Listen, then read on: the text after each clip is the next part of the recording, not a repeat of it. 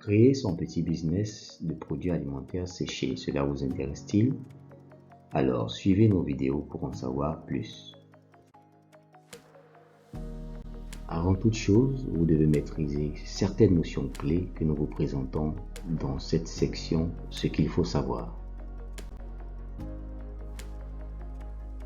Qu'est-ce qu'un produit alimentaire? Aussi appelé denrée alimentaire ou aliment, il s'agit de tout produit transformé, partiellement transformé ou non transformé, destiné à être ingéré par l'être humain pour se nourrir. On peut distinguer 5 catégories de produits alimentaires. Les fruits et les légumes, les féculents et les légumineuses, la viande, le poisson et les fruits de mer, les produits laitiers et les matières grasses. Qu'est-ce que le séchage? Le séchage est l'une des plus anciennes méthodes de stabilisation et de conservation des produits alimentaires. Il consiste à éliminer l'eau contenue dans l'aliment par traitement de chaleur, entraînant ainsi l'évaporation de l'eau dans l'air environnant. Qu'est-ce que le séchage solaire? Le séchage solaire consiste à utiliser le rayonnement du soleil comme une source directe ou indirecte de production de chaleur pour sécher des aliments. Il existe 2 systèmes de séchage solaire. Le système traditionnel, c'est le plus ancien système de séchage. Il se pratique à l'air libre par exposition des aliments au soleil, souvent à même le sol, sur une aire cimentée, le bitume, une natte ou une bâche, et parfois en hauteur sur un rocher plat, une claie ou un toit d'habitation. Le système moderne ou amélioré. Ce système s'appuie sur l'adoption de techniques plus performantes que le séchage traditionnel. Ces dispositifs technologiques utilisent le rayonnement solaire pour sécher directement ou indirectement les aliments.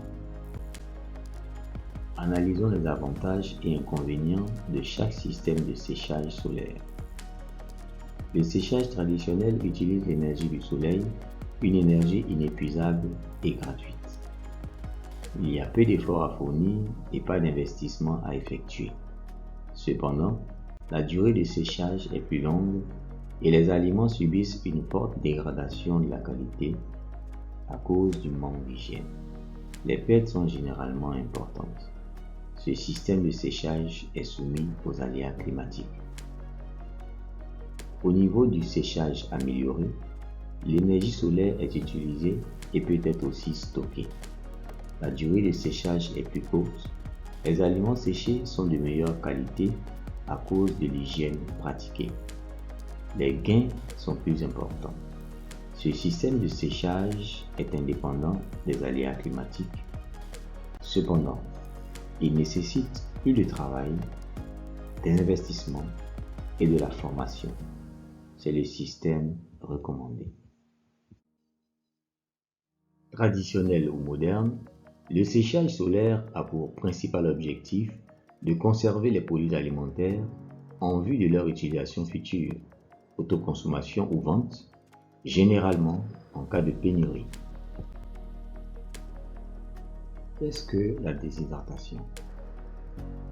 La déshydratation désigne de manière générale la perte de l'eau d'un corps.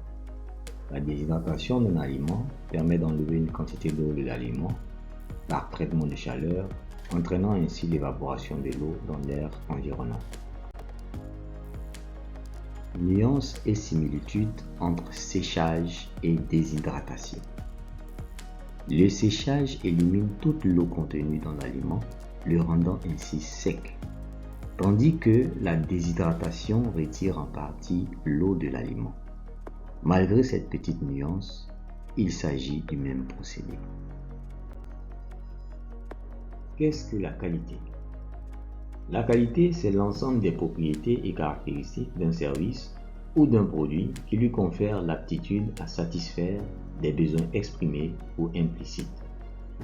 La qualité d'un aliment peut donc se définir comme l'aptitude du produit à satisfaire le besoin de l'utilisateur. On distingue 4 aspects de la qualité d'un aliment. La qualité sanitaire et psychochimique. Elle est mesurée par le nombre et la nature des germes microbiens, bactéries et moisissures, mais aussi par les résidus de produits chimiques, notamment le soufre. À ce niveau, le contrôle revient à l'État en charge de la protection de la santé. Chaque pays établit des normes sanitaires spécifiques à chaque produit. Il importe de se renseigner sur les normes en vigueur avant de produire. En matière d'exportation, les normes changent selon les pays et sont contraignantes. C'est le cas en Europe. La qualité organoleptique est caractérisée par le goût, la texture, les arômes, l'acidité, la couleur et l'aspect des produits. La qualité nutritionnelle est déterminée par la richesse du produit en vitamines et en éléments nutritifs. La qualité de service. Cet aspect regroupe l'ensemble des facilités qu'offre l'utilisation du produit alimentaire pour répondre aux besoins de chaque utilisateur. Gain de temps, facilité de la manutention, régularité des approvisionnements, gamme variée, etc. Merci et à très bientôt pour la suite de la section « Ce qu'il faut savoir ». Retrouvez-nous chaque jour sur les réseaux sociaux Facebook, YouTube, Instagram et LinkedIn.